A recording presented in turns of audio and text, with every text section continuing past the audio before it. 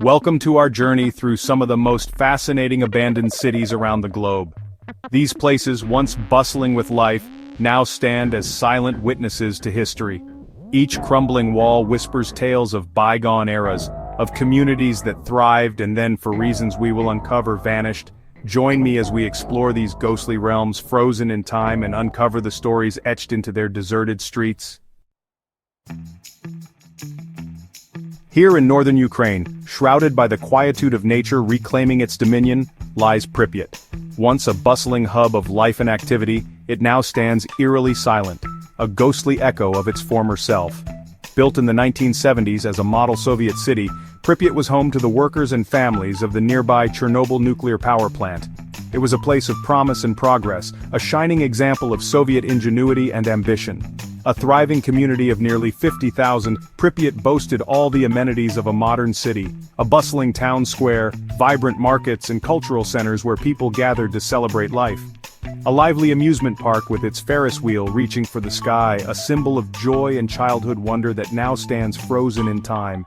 And schools filled with the laughter of children, where dreams were nurtured and futures were built. But on that fateful day in April 1986, the city's fate, intertwined with the nearby power plant, took a dramatic turn. The explosion at Reactor 4 sent shockwaves through the community, altering lives forever. The Chernobyl disaster, one of the worst nuclear accidents in history, forced the evacuation of Pripyat, turning it into a desolate wasteland almost overnight. Families left behind their homes, their memories, and their lives, leaving behind a haunting tableau of life, abruptly interrupted. The remnants of daily life are scattered everywhere as if time itself had stopped in its tracks. Apartments still hold the possessions of their former occupants, a poignant reminder of the lives that were lived here. Toys lay scattered on nursery floors, silent witnesses to the children who once played here. And the silence is broken only by the wind whistling through shattered windows, a mournful melody that echoes through the empty streets. Pripyat stands as a stark reminder of the devastating power of nature and the enduring resilience of the human spirit. It is a place where history is frozen in time, a testament to both human achievement and the fragility of our existence. Our journey takes us now to the heart of Pennsylvania, USA, to a town with a peculiar and tragic fate, Centralia. What was once a bustling coal mining town, a place where families toiled and children played, is now a ghost town, slowly being consumed by an inferno burning deep beneath the earth. It all began in 1962 with a fire, seemingly innocuous at first, ignited in the town's landfill. Little did the residents know that this fire would become their undoing, for it spread to the network of abandoned coal mines beneath Centralia. This subterranean fire, burning relentlessly for over half a century, has transformed Centralia into a modern-day Pompeii. The air is thick with the smell of sulfur, the ground is warm to the touch, and plumes of smoke rise from cracks in the earth, a constant reminder of the unseen inferno below. Centralia serves as a poignant reminder of the delicate balance between human progress and the power of nature. Chapter 3. Our exploration now takes us eastward, to the Sea of Japan, where a most curious sight awaits, Hashima Island, also known as Gunkanjima, meaning Battleship Island. This aptly named island, resembling a concrete battleship from afar, was once a bustling coal mining facility, a testament to Japan's industrial ambitions. From the late 19th century to the mid-20th century, Hashima Island teemed with life. Miners and their families, crowded into towering concrete apartment blocks, created a self-contained community on this isolated rock. Schools, a hospital, even a cinema, all the necessities of life were crammed onto this tiny island, a microcosm of Japanese society at the time.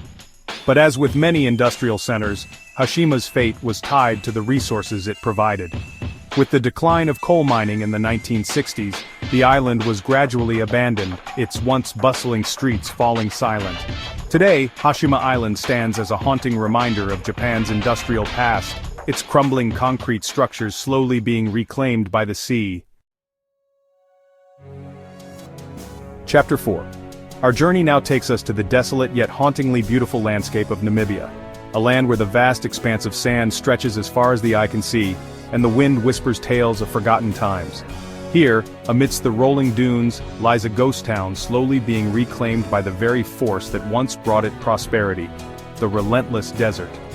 This is Kolmanskop, a diamond mining town established in the early 20th century. It was once a beacon of wealth and ambition in the Namib Desert, a place where dreams were made and fortunes were found. German miners, lured by the promise of fortune, flocked to this remote outpost. They transformed it into a miniature German town, complete with all the amenities of home, a hospital, a ballroom, and even an ice factory to combat the desert heat. Imagine, if you will, the incongruity of a grand ballroom, its once polished floor now covered in sand, standing sentinel in the midst of a vast and unforgiving desert. The echoes of music and laughter long gone, replaced by the eerie silence of abandonment. But the fickle hand of fate, as it so often does, intervened. The town's prosperity was not to last forever. As diamond deposits dwindled and a new diamond rush took hold further south, Kolmanskop was gradually abandoned. Its opulent homes and businesses were left to the mercy of the desert winds, their grandeur slowly eroded by time and sand. Today, sand dunes encroach upon the town, slowly burying its buildings. This once thriving community has become a haunting yet strangely beautiful testament to the ephemeral nature of human endeavors. The desert, with its timeless patience, reclaims what was always its own, reminding us of the impermanence of our creations and the enduring power of nature. Chapter 5. Our final destination takes us to a place where time has stood still, not due to natural disaster or economic decline, but because of a horrific act of human cruelty. This is a place where the echoes of the past are almost palpable, where every stone and every shadow tells a story of sorrow and loss. Oradour-sur-Glane, a small village in the French countryside, stands as a chilling reminder of the horrors of war. Nestled in the serene landscape, it is a stark contrast to the violence that once tore through its streets. On June 10, 1944, this peaceful village was the site of an unspeakable tragedy. The day began like any other, with villagers going about their daily routines, unaware of the impending doom. Nazi soldiers, in a brutal act of retaliation, massacred 642 men, women, and children, leaving the village in ruins. The brutality was swift and merciless, leaving no room for escape or mercy. In the aftermath of this horrific event, it was decided that Oradour-sur-Glane would remain untouched, a permanent memorial to the victims and a stark reminder of the horrors of war. The decision to leave the village as it was, frozen in time, was a powerful statement against the atrocities committed. Walking through the deserted streets of Oradour-sur-Glane, one is struck by the profound silence, broken only by the wind whispering through the crumbling buildings. The silence is heavy, almost tangible, as if the village itself is holding its breath in mourning. Burned-out cars rust where they were abandoned, their metal frames twisted and decayed, serving as ghostly reminders of the lives that were abruptly halted. The skeletal remains of houses stand as silent witnesses to the horrors that unfolded here, their walls bearing the scars of violence and destruction. And the church, its bell forever silenced, stands as a poignant reminder of the lives tragically cut short. The interior, once a place of worship and community, now lies in ruins, a stark symbol of the village's shattered spirit. Oradour-sur-Glane is not just a ghost town, it is a place of remembrance, a solemn testament to the resilience of the human spirit in the face of unimaginable tragedy. It stands as a powerful reminder of the past, urging us to remember and reflect so that such horrors may never be repeated. The village, frozen in time, continues to speak to us, its silence a powerful voice against the atrocities of war.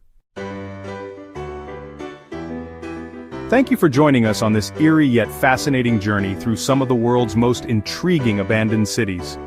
Each of these locations, though deserted and silent, holds a unique story, a glimpse into the past, and a reminder of the power of nature, the march of time, and the enduring legacy of human history. Don't forget to like, share, and subscribe for more intriguing explorations.